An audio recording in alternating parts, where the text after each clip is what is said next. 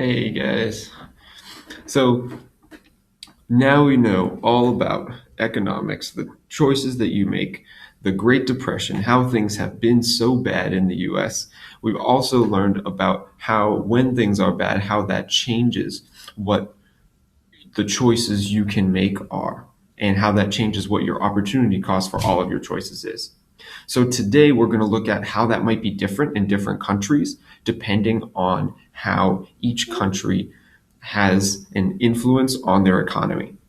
And that country's influence comes through the government. So this is how much the government controls the economy. This all goes under the total heading of economic systems because each of these systems is a different way of running the buying and selling of the whole country. So, an economic system is the method used by a society to produce and distribute goods and services. So, this is how a society is going to get the goods, get the things that people are buying to the people who want to buy them. How is that happening? Write these on your paper because these are extremely important for later. There are three questions that any society has to answer that has to do with economics. First, in order to have anything to give to people, you need to know what to produce. Are we going to make food? Are we going to make cars? Are we going to make airplanes? What to produce. Second, how to produce them. Who is going to be making these? Are they going to be, is this factories that are making these? Is it just going to be robots that are making these? How to produce them. And last, who will they be produced for? Are we making these things just for rich people? Are they for poor people as well? Are we making cheap cars and expensive cars, or are we making just one of them? Who will they be produced for? And these questions are really important because each economic system answers them in a different way. So let's see what those ways are. There are going to be three different types of economic systems. You have a chart on your page that has the three types. The first one is traditional, the second one is a command, and the last one is market, I believe. So when we're going through these, fill in the chart. First one is traditional. A traditional economy is going to answer all three of the questions by the way things have always been done, by tradition. So that means if you're a farmer, that's because your dad was a farmer, your dad's dad was a farmer, and that farming has been passed down for generations.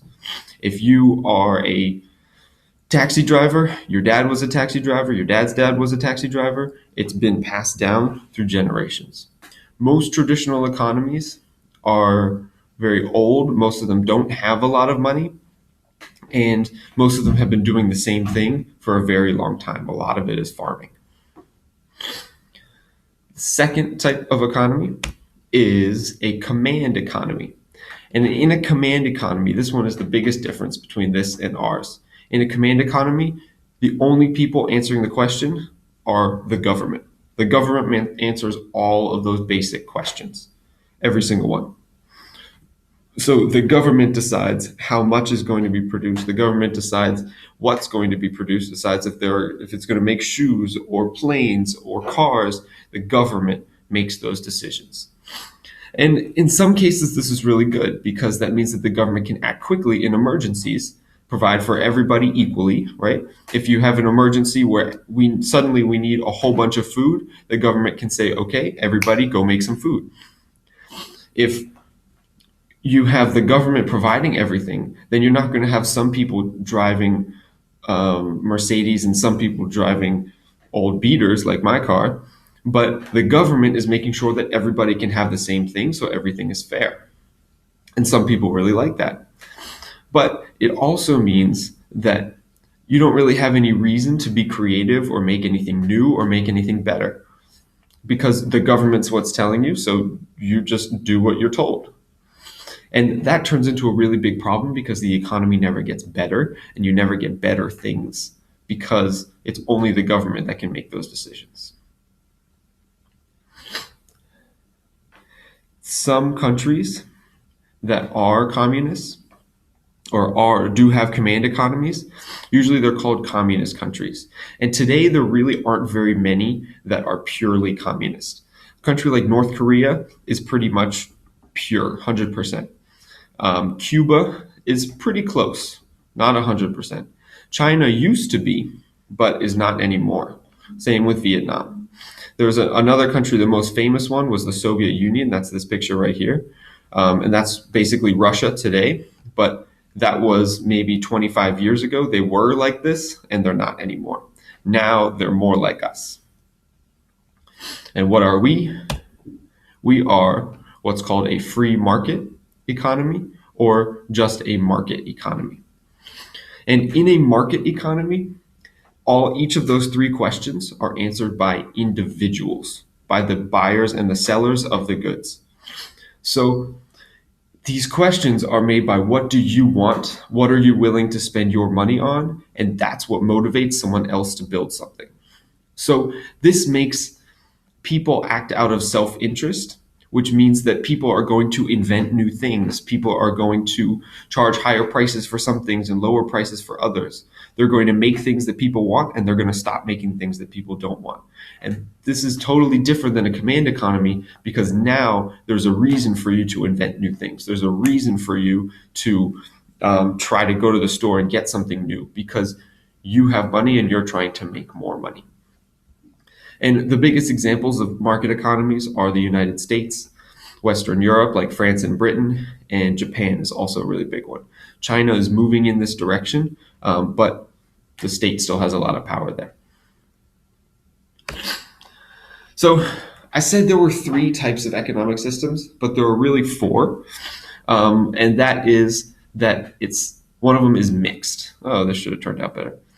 So because no market is really 100% market economy or command economy, usually it's in between, right? The government does some things and the individuals make decisions about other things. So like the USA is a little more market than Great Britain, and China is a little more command than the USA or Great Britain, but it's not 100%.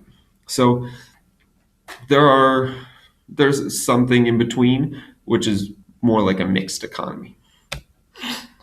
So our economy is mostly free market, but it does have elements of a command economy, right? Our government provides healthcare for some people. Our government makes sure that there is a minimum wage that people are paid. Our government makes sure that people have houses. Our government pays for food stamps. All of these things are some elements of a command economy, but not 100%, right? People still get to go to the store and buy things. That makes it still a market economy. It's in between though. So just to give you an example of how this works, imagine that I had a pizzeria. This is kind of a dream that I've actually had for a long time. Probably when I get old, I'm going to open my own pizzeria. But right now, I'm still a teacher, so I don't have one yet. If I did open my own pizzeria, though, this is how it would work under each of these different systems. So in a free market, in a market economy, who would make the decisions? I would, because I'm the person that owns this pizzeria. So I would determine how much cheese and pepperoni goes on the pizza. I'm the individual. I would determine the quality of the cheese and pepperoni. I would set my employees' wages, and I get to make all of these decisions about my own company. Individuals. How about in a command economy?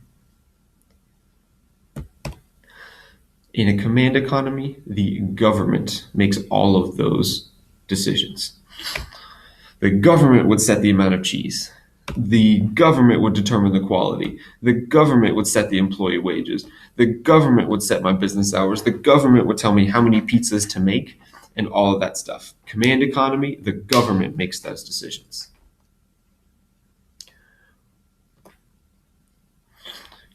This leads us to a problem, though, because what does the government know about pizza? If it was a command economy, then the government would tell me, Mr. Mark, you have to make 10 pizzas today. But what if 20 people come in my store and say they want pizza? I don't have enough. If I were running my own like in a market economy, I could go ahead and make those pizzas because then I'm producing for them and I know exactly what they want. So you can see that a market economy works better than a command economy because you get to make the decisions for yourself. So in a mixed economy, and this is really more what it looks like, it's a combination of the two. The government and I both answer the questions. So maybe I determine the amount of cheese and pizza, but the government is making sure that that food is safe, right? It's making sure that I have good cheese and good pepperoni that's not going to poison the people. I'm going to set my wages for my employees, but the government tells me I can't pay them $2 an hour because that's not enough. They tell me I have to pay them a certain amount, a minimum wage. So what you are going to do now is go to bit.ly/DTA economies. You're going to read some stories about people in each country and decide what type of economic system they live in. There are 4 stories. You have the 4 countries on your paper in front of you. Feel free to go ahead and do those. Then when you finish with that, complete the Venn diagram on the back of your sheet. You got it.